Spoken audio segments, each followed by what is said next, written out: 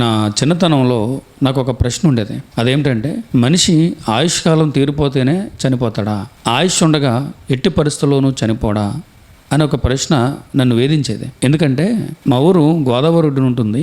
సమ్మర్లోనూ అలానే garden party సమయంలో చాలామంది విద్యార్థులు మా ఊరు వచ్చి గోదావరిలో స్నానం చేసేవారు. అలా గోదావరిలో స్నానం చేస్తున్నప్పుడు కొద్దిమంది చనిపోతూ ఉండేవారు. ఆ పరిస్థితుల్లో మేము ఆ గోదావరి ఒడ్డుకి వెళ్ళి ఆ పరిస్థితులను చూసేవాళ్ళం.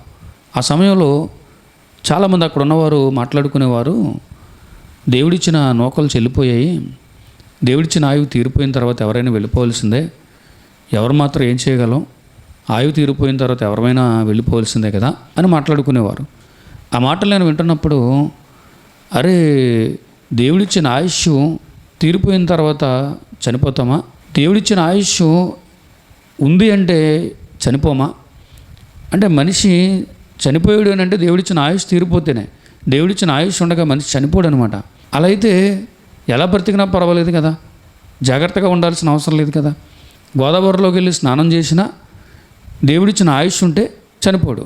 ఏదైనా ప్రమాదంలో చిక్కున్నా దేవుడిచ్చిన ఆయుష్ ఉంటే చనిపోరనమాట. ఆయుష్ తీరిపోతేనే చనిపోతారా? ఇదేంటిది?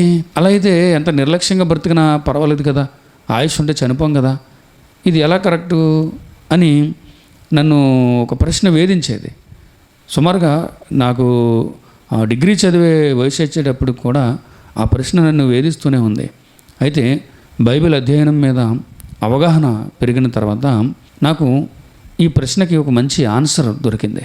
ఏంటా ఆన్సర్ అనంటే, దేవుడిచ్చిన ఆయుష్ ఉన్నంత వరకు మనిషి చనిపోడా, ఇది ఎలా కరెక్టు అనే ప్రశ్నకు ఒక మంచి ఆన్సర్ దొరికింది నాకు. ఎలానంటే, మనిషి మరణం వెనుక 4 కారణాలు ఉంటాయి. ఆ 4 కారణాల్లో ఏదో కారణం ఆ మనిషి చనిపోవడానికి కారణమై ఉండొచ్చు.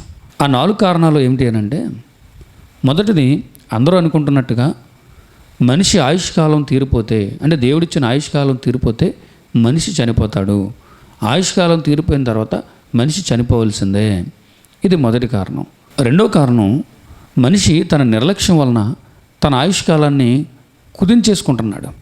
అంటే మద్యం సేవించటం, పాన్ పరాక్ లాంటివి, ఖైని, గుట్కా లాంటివి తినటం, ఇలాంటి అనారోగ్యకరమైనవి తినటం వలన మనిషి తన ఆయుష్ను కుదించేసుకుంటున్నాడు.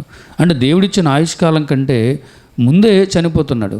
అలానే కొంతమంది తమను తామే చంపుకుంటున్న వారిని మనం చూస్తాం. వీళ్ళందరూ కూడా తమ ఆయుష్ను తామే కుదించేసుకుంటున్నారు. అంటే దేవుడిచ్చిన ఆయుష్ను పూర్తిగా వినియోగించుకోకుండా మధ్యలోనే తమ ఆయుష్ను ముగించేసుకుంటున్నారు తమంతట తాము. అలానే మరికొందరు అన్యాయంగా మరో వ్యక్తిని చంపుతున్నారు, అంటే హత్య చేస్తున్నారు. ఇలాంటి సందర్భాల్లో మనుషులు తమ ఆయుష్ను తామే కుదించుకుంటున్నారు, లేదా మనిషి యొక్క ఆయుష్ను కుదించేస్తున్నారు. ఇది రెండో కారణం. అంటే దేవుడిచ్చిన ఆయుష్కాలం కంటే ముందే మనిషి చనిపోతున్నాడు. కారణం ఏంటి అని అంటే, తన స్వంత తప్పిదాల వలన కావచ్చు, లేదంటే ఇతరులు ఆ మనిషి ప్రాణం తీయటం వలన కావచ్చు. మొత్తానికి దేవుడిచ్చిన ఆయుష్ను మనిషే కుదించేసుకుంటున్నాడు. ఇది రెండో కారణం. మూడో కారణం, కొందరు మనుషుల విషయంలో దేవుడే అర్ధాంతరంగా వారి ఆయుష్ను కుదించటం మనం చూస్తాం. అంటే దేవుడిచ్చిన ఆయుష్ ఇంకా ఉంది, కానీ వారి అక్రమ ప్రవర్తనను బట్టి, విపరీత బుద్ధిని బట్టి, వారి అన్యాయపు జీవితాన్ని బట్టి దేవుడు వారికి శిక్ష విధించి వారి ఆయుష్ను మధ్యలోనే కుదించటం మనం చూస్తాం. అంటే దేవుడే కొందరిని వారి ఆయుష్ను కుదించేస్తున్నాడు. ఉదాహరణకు బైబిల్ గ్రంథంలో హేరోదు రాజును దేవుడు మొత్తి అతనికి మరణశిక్ష విధించటం లాంటివి మనం చూస్తాం. అంటే దేవుడే కొందరు ఆయుష్ను కుదిస్తున్నాడు. ఆయన ఇచ్చిన ఆయుష్ కాలం కంటే ముందే కొందరు వ్యక్తుల్ని ఆయన వారికి మరణశిక్ష విధిస్తున్నాడు. ఇది మూడో కారణం. ఇక నాలుగో కారణం, దేవుడిచ్చిన ఆయుష్ ఎప్పుడో తీరిపోయింది, కానీ అతని అవసరతను బట్టి, అతని విశ్వాసాన్ని బట్టి, భూమి మీద అతని భక్తి శ్రద్ధలను బట్టి దేవుడు కొన్ని సందర్భాల్లో ఆ వ్యక్తి ఆయుష్ను పెంచుతున్నాడు. ఆ పెంచిన ఆయుష్ కూడా తీరిపోయి ఇప్పుడు చనిపోయి ఉండొచ్చు. ఇది నాలుగవ కారణం. కాబట్టి మనుషుల మరణం వెనుక 4 కారణాలు ఉంటాయి అని నాకు అర్థమైంది. అంటే ఒక వ్యక్తి చనిపోయినప్పుడు అతని మరణం వెనుక ఈ 4 కారణాల్లో ఏదో ఒకటి అయి ఉండొచ్చు. ఒకటి, దేవుడిచ్చిన ఆయుష్ తీరిపోయి చనిపోయి ఉండొచ్చు, లేదా తనకు తానుగా తన ఆయుష్ను కుదించుకోవటం, లేదా ఇతరులు తన ఆయుష్ను కుదించేయటం అయినా అయి ఉండొచ్చు. రెండో కారణం అది. మూడో కారణం, దేవుడు అతనికి 80 సంవత్సరాల ఆయుష్నిచ్చాడు, కానీ అతని బుద్ధి బాగోకపోవటం వలన, అతని విపరీత బుద్ధి వలన దేవుడే అతనికి మరణశిక్ష విధించి ఉండొచ్చు. ఇది మూడో కారణం.